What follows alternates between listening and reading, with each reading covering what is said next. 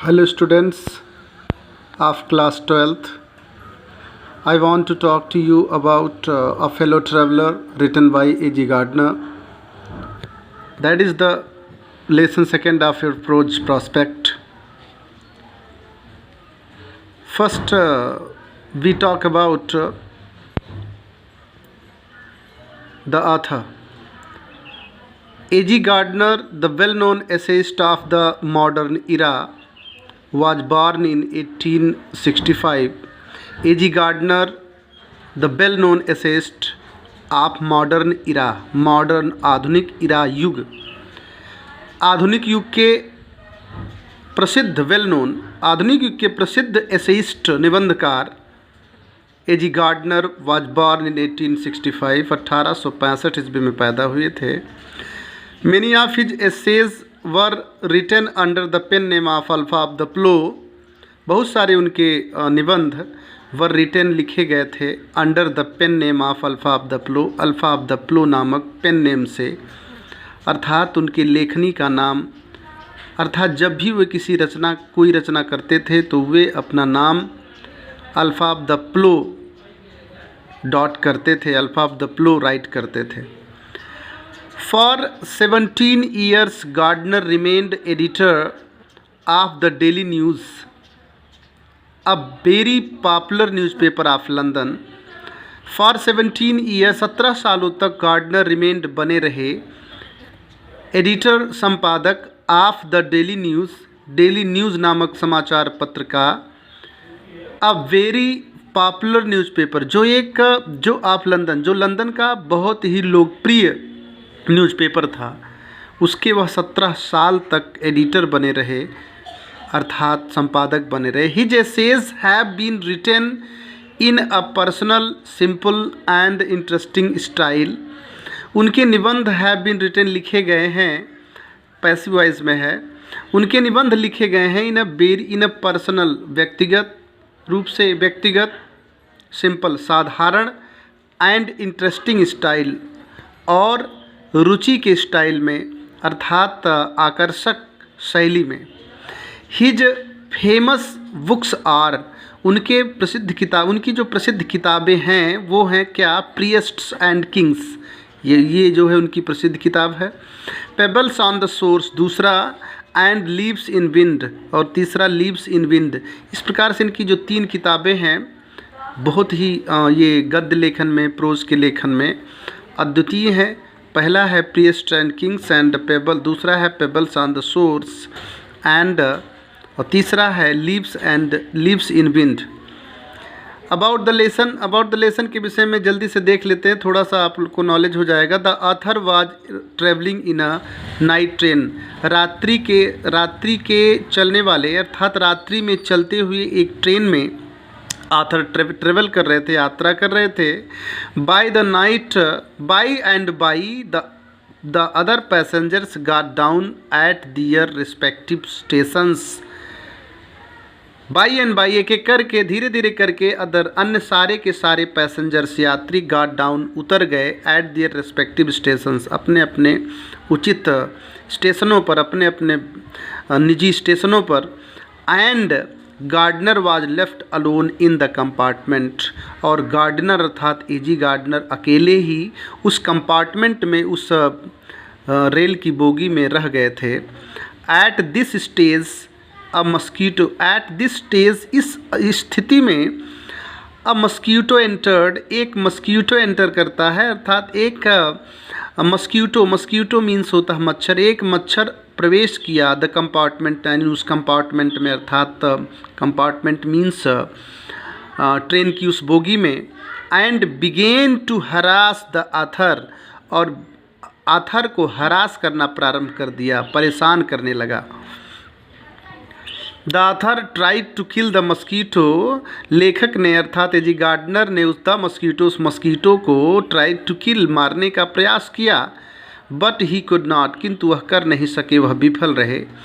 After several सच unsuccessful attempts, इस after several, कई ऐसे अनसक्सेसफुल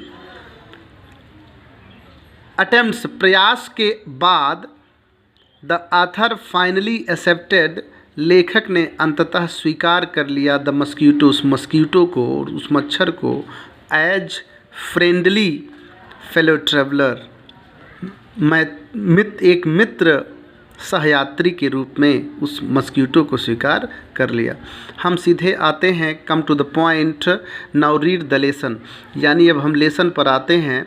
लेखक यहाँ शुरू करते हैं आई डू नॉट नो, कहते हैं I do not know which of us got into the carriage first. I do not know, मैं नहीं जानता, व्हिच ऑफ अस, हम में से कौन, got into the carriage first, उस कैरिज में अर्थात उस रेलगाड़ी के डिब्बे में, कंपार्टमेंट मीन्स भी वही होता है, कैरिज मीन्स भी वही होता है।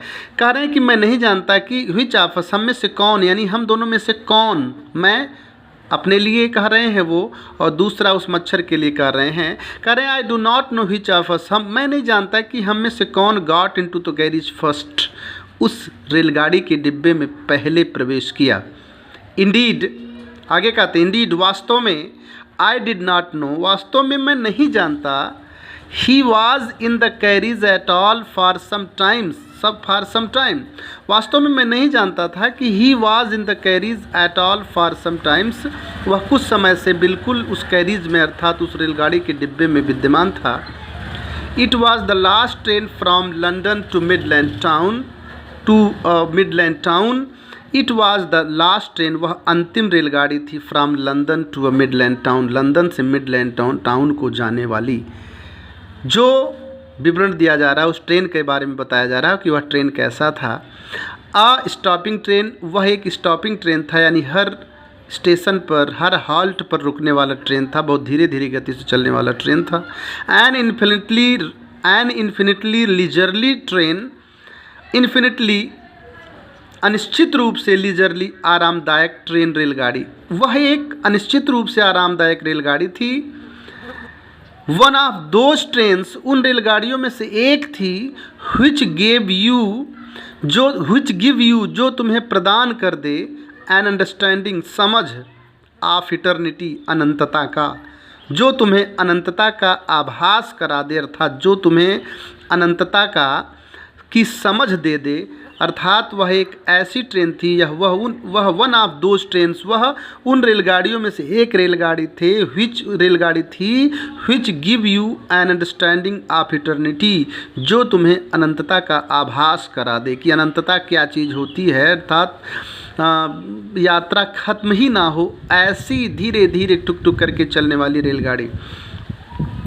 इट वॉज टॉलरेबल, अब बता रहे हैं कि it was tolerably full when it started, जब यह शुरू हुई, अर्थात जब यह चली, यह रेलगाड़ी स्टार्टेड माने चली, तो इट वॉज टॉलरेबली फुल, तो यह टॉलरेबली सहने योग्य, फुल माने भरा हुआ, वाज माने था। तो यह जो रेलगाड़ी थी, ये जो रेलगाड़ी था वो क्या था, वो सहने योग्य भरा हुआ था, मतलब सामान्य रूप से भरा हुआ था। But at be stopped at the sub urban stations, but किंतु ज्यों ज्यों वी स्टॉप्ड, हम रुकते गए, at the sub urban stations, उपनगरीय स्टेशनों पर, द ट्रेवलर्स अलाइटेड, यात्री अलाइटेड उतरते चले गए, इन वंस एंड टूज, एक एक दो दो करके, यात्री एक एक दो दो करके उतरते चले गए।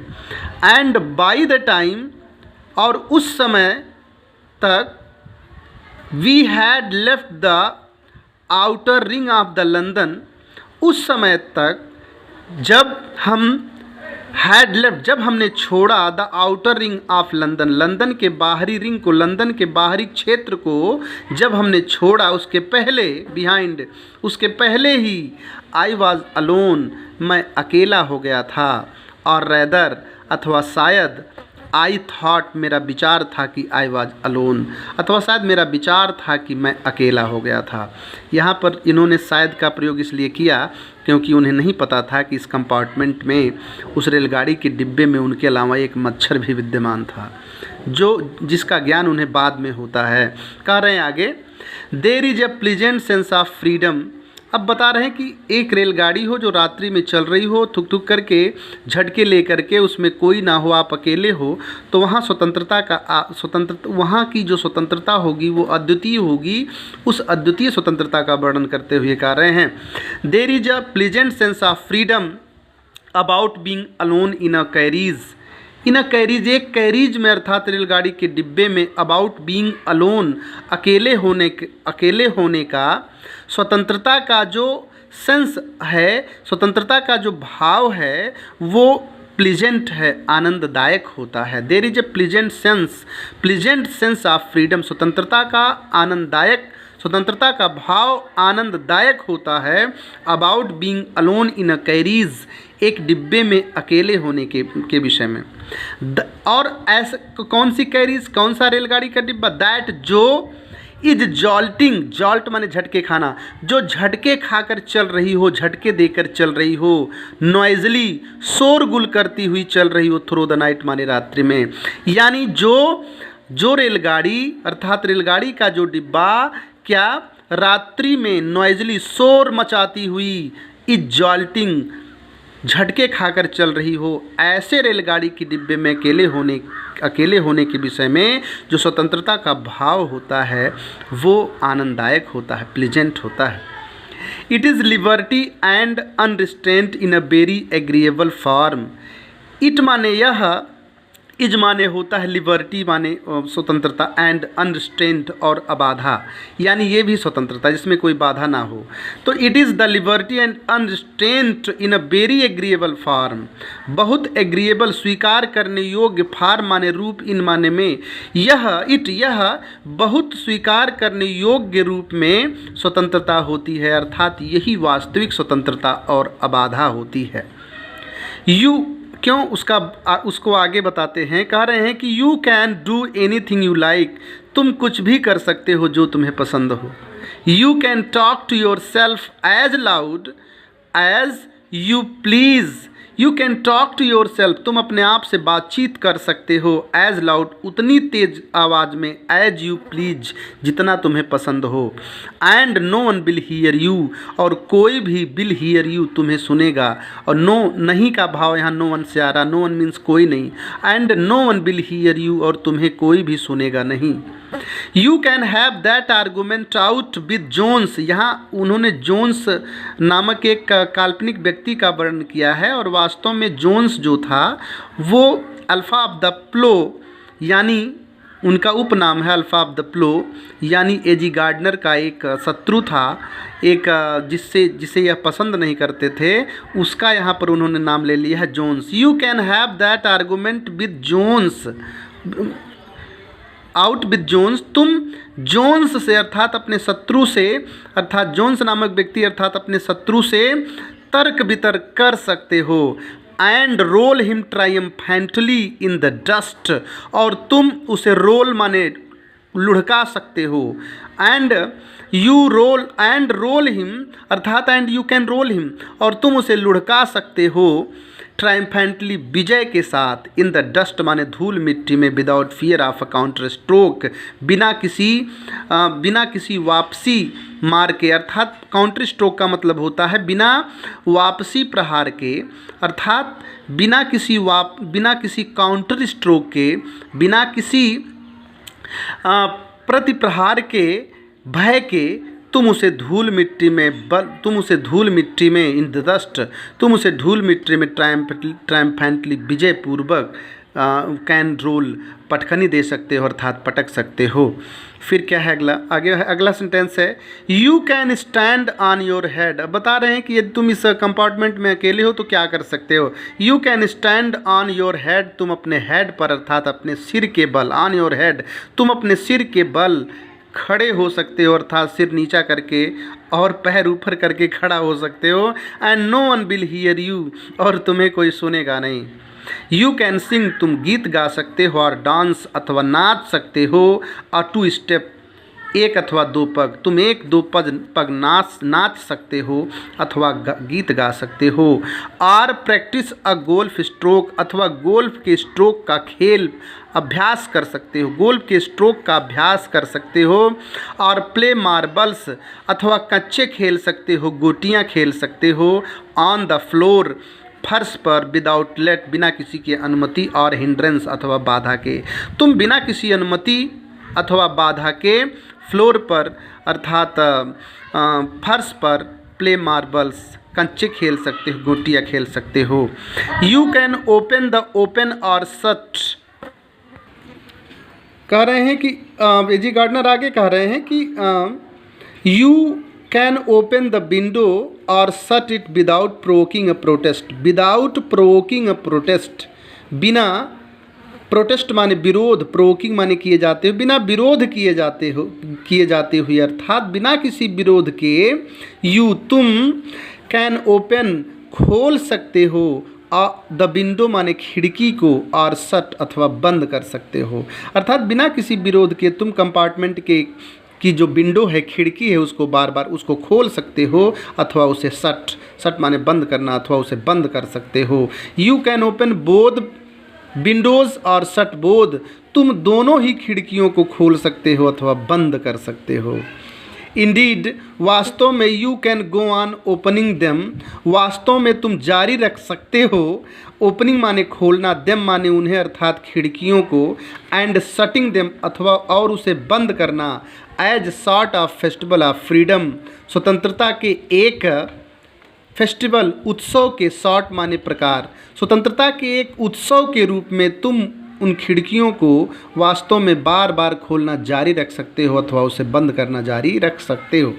You can have any counter any corner, तुम किसी भी कोने को चुन सकते हो।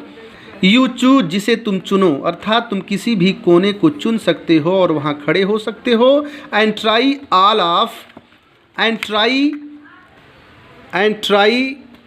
ऑफ देम इन टर्न, अथवा तुम बारी बारी से उन्हें खोलना अथवा बंद करना जारी रख सकते हो। And try all of them in turn, अथवा बारी बारी से तुम उसे खोलना अथवा बंद करना जारी रख सकते हो। आगे कह रहे हैं उसे मतलब क्या, खिड़की को। You can lie at full length, तुम पूरे लंबाई में लेट सकते हो, लाई मन लेटना। You can lie at full length, तुम पूरी लंबाई में लेट सकते हो। ऑन द क्यूजन्स, गद्दों पर, क्यूजन यानी गद्देदार सीट पर, यानी ट्रेन की जो गद्देदार सीट है उस सीट पर अर्थात उस गद्दे पर तुम अपनी पूरी लंबाई में पैर पसार करके सो सकते हो, लेट सकते हो। And enjoy the luxury of breaking, and enjoy और आनंद ले सकते हो, द लग्जरी माने विलासिता का, ऑफ ब्रेकिंग तोड़ने का, द रेगुलेशंस नियमों को, और नियमों को तोड़ने की विलासिता का आनंद ले सकते हो।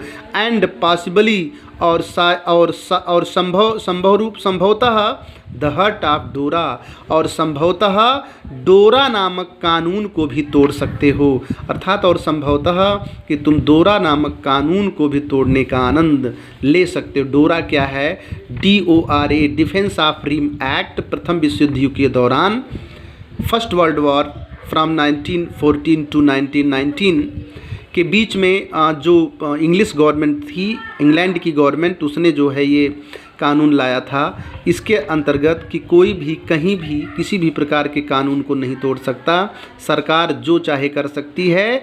इस दौरान डोरा कानून के दौरान जो लोग थे उन लोगों के अर्थात नागरिकों के जो फंडामेंटल राइट्स होते थे उसको ब्रेक कर दिया जाता था, अर्थात उनका कोई भी राइट नहीं बचता था। सारा का सारा पावर, सब कुछ संसद के हाथ में चली गई थी। इसलिए इस डोरा को लाया गया था कि कोई भी नागरिक किसी भी प्रकार का कोई बाधा ना डाल सके प्रथम विश्व युद्ध के दौरान।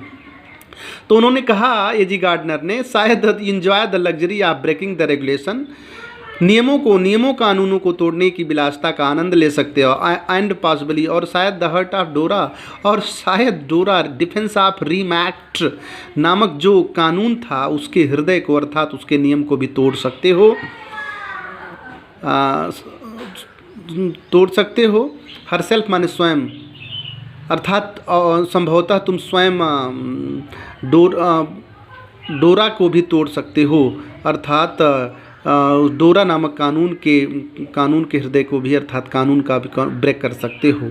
ओनली डोरा विल नॉट नो, और डोरा भी नहीं जान पाएगा, अर्थात डिफेंस ऑफ फ्रीडम एक्ट भी नहीं जान पाएगा दैट की हर हर्ट इज़ ब्रोकन, उसका हर्ट अर्थात उसका जो नियम कानून है वो तोड़ दिया गया है। मतलब ये कि डोरा नामक कानून को कुछ पता ही नहीं होगा कि उसका हृदय अर्थात उसके कानून को तोड़ दिया गया है। यू कैन स्केप्ड इवन डोरा, और तुम इवन यहाँ तक कि यू हैव स्केप्ड, तुम बच चुके होगे डोरा से, अर्थात और यहाँ तक कि तुम डोरा से भी बच चुके होगे, बच जाओगे। धन्यवाद। इसके बाद मैं दूसरा इसके आगे कंटिन्यू अगले वीडियो में करूँगा। Thank you.